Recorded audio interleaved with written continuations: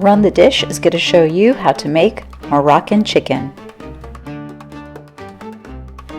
You'll need 1 cup of dried fruit such as dates and apricots, 2 tablespoons parsley flakes, half a teaspoon paprika, half a teaspoon cinnamon, 1 tablespoon salt, 1/4 teaspoon ginger and pepper to taste, 4 tablespoons extra virgin olive oil, and 1 medium butternut squash, 1 tablespoon lemon juice, 4 cloves garlic crushed, 1 large onion, and 4 chicken quarters, drumstick and thigh.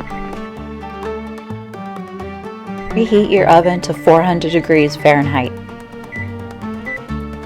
In a small bowl, combine parsley, salt, paprika, cinnamon, and ginger. In a large bowl, combine 2 tablespoons of the oil, the lemon juice, 2 cloves garlic, and 3 tablespoons of the spice mixture.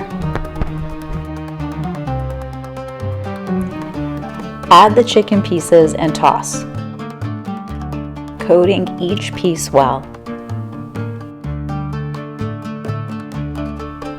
Arrange the chicken pieces skin side up on one side of a large rimmed baking sheet.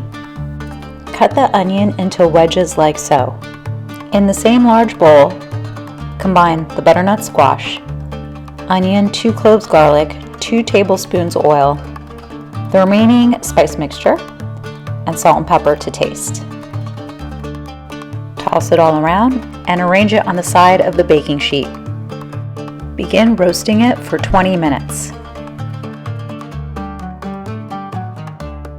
After 20 minutes, you're going to arrange the dried fruit on top of the chicken and vegetables, then put it back in the oven for another 35 minutes.